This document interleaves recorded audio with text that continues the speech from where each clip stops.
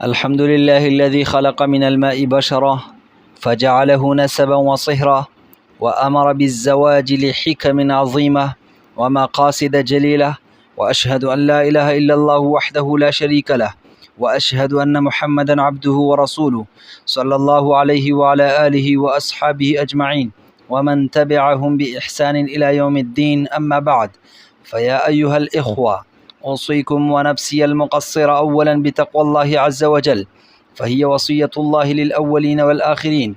قال الله تعالى: يا أيها الذين آمنوا اتقوا الله حق تقاته ولا تموتن إلا وأنتم مسلمون.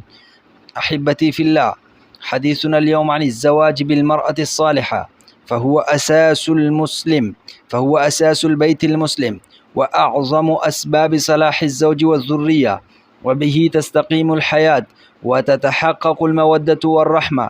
عن أبي هريرة رضي الله تعالى عنه أن النبي صلى الله عليه وسلم قال: تنكح المرأة لأربع: لمالها ولحسبها وجمالها ولدينها، فاظفر بذات الدين تربت يداك.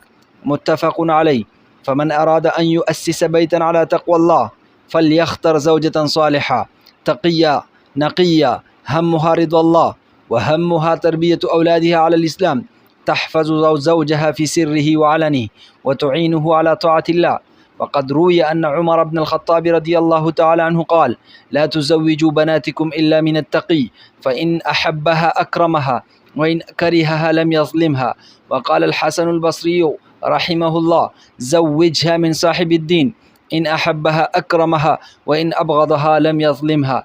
وكان سعيد بن المسيب وهو من أعلم التابعين يزوج ابنته من تقي فقير، وقال: أحببت رجلا لدينه فزوجته ابنتي فوالله ما ندمت. وقد قال الله تعالى في وصف النساء الصالحات: فالصالحات قانتات حافظات للغيب بما حفظ الله. أيها الإخوة، المرأة الصالحة نعمة من نعم الله على عبده.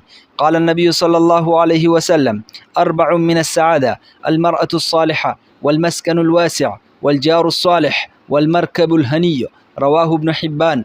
وكان علي بن أبي طالب رضي الله تعالى عنه يقول: خير نسائكم الطيبة الرائحة الطيبة الطبخ، التي إذا أنفقت علمت، وإذا أمسكت حفظت، والتي إذا غضبت لم تدخل زوجها في هم. أيها الأحبة، المرأة الصالحة لا تقدر بثمن، فهي أم الأولاد ومربية الأجيال وشريكة الحياة. فليحرص كل شاب على اختيارها بعين الدين لا بعين الهوى، وليقدم الدين على الجمال والمال والحسب، فإن الدين أساس السعادة في الدنيا والآخرة. وآخر دعوانا أن الحمد لله رب العالمين.